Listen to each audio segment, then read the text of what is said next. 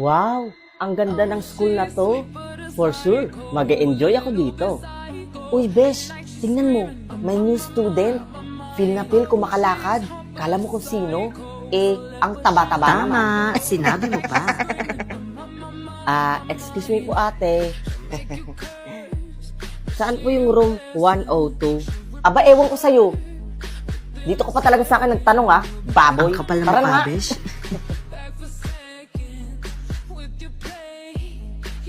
Hala, yung balyena naglalakad. Grabe, ang laking tao, no? Grabe, nakakaumay ang taba niya. Baboy, baboy. Hi sa wakas. Break time na. Kakain na ako. Saan tayo magla-lunch, Bes? Doon na lang tayo sa kinainan natin kahapon. Okay, Bes. Sige, ikaw bahala.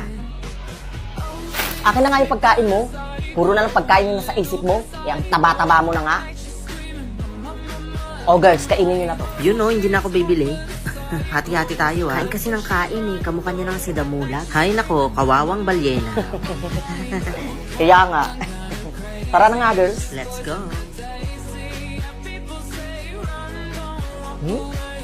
JS from Ball Registration.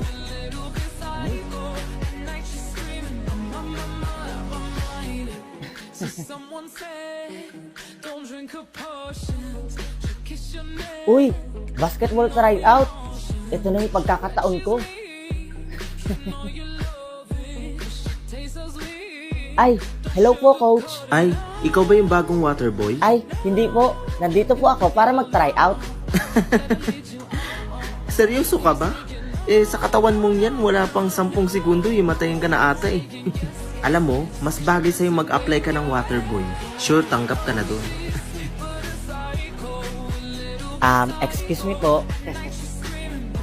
Pwede po makitabi? Ay, ang lakas din ng loob mo ha. Di ka kaya kasya dito. Ang laki mo. Baka masira yung upuan. Huwag ka nga dito, hindi ka bilong dito. Doon ka sa kabila, tabatsoy. Kapal talaga ng mukha. Kaya nga. Good evening everyone. As usual, i-announce na natin ang Prom King at Prom Queen 2023. For the Queen, none other than Miss Angela Del Monte. Yes, sabi ko na nga ba Congrats, Ben. Diba sabi ko sa'yo? And for our Prom King, Mr. Marvin Abisado.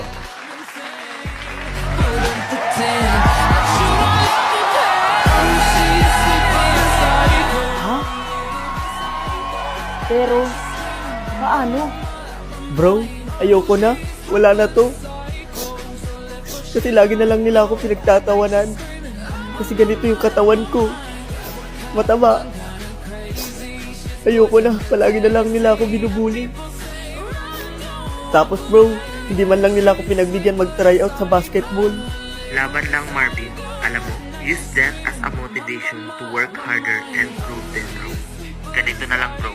Ipakita mo sa kanila na nagkamali sila ng taong minamaliit. Alam kong ikaw mismo ang makakatulong sa sarili mo, bro. I-maintain mo na, bro, ang pagkain ng marami dahil yan ang dahilan kung bakit kanila pinipili. Sabayan mo na rin ang pag-ehersisyo at pag-diet. Trust me. Sige, susubukan ko. Salamat.